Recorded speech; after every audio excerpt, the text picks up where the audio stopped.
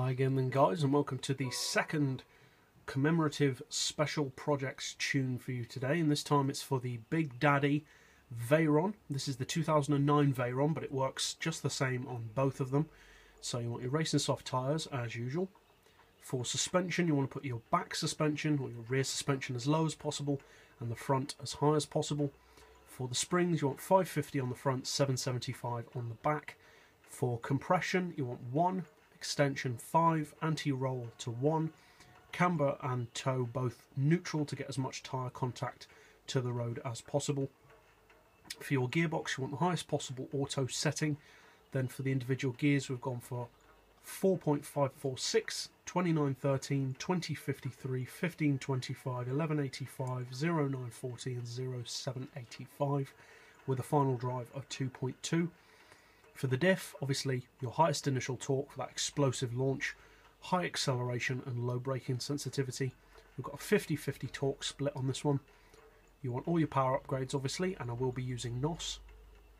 And you definitely want weight loss because, as everyone knows, the Veyron is very heavy. Traction control is obviously turned off, and I will be using, as always, an automatic gearbox. So the time that we're going to be going up against is one of the quickest drag cars in the game and one of the most popular. It's the Aston Martin 177. And let's see how this Veyron compares. The Aston Martin will also be using racing softs, an auto gearbox and NOS. So let's go on 35 and see how they compare.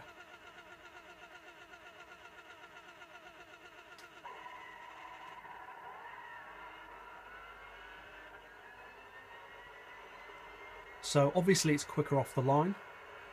Obviously the all-wheel drive gives it an advantage. But with many of the rear-wheel drive cars, they do actually end up catching up with the Veyron, because the Veyron actually isn't as strong mid-range as you think. There are some cars which do accelerate better mid-range, but this tune more than makes up for that. Now, this still isn't quite as quick as my Purple Haze Huayra tune, but it's pretty much second fastest to that. The GTR Nismo is capable of being quicker than this, but this Veyron will beat most other cars in a long distance drag, or well, a short distance drag or a long distance drag. Now I'm going to put all of its official specs in the video description, because believe me, there are far too many specs to read out about this car, like 0 to 60, 0 to 100, etc.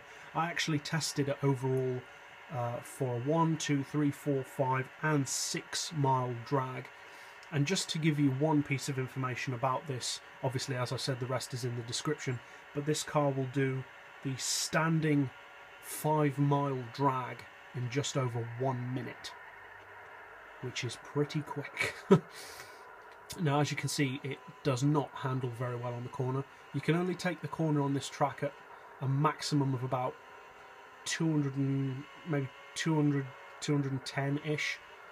So it's not a top speed tune at all. It's purely a drag tune.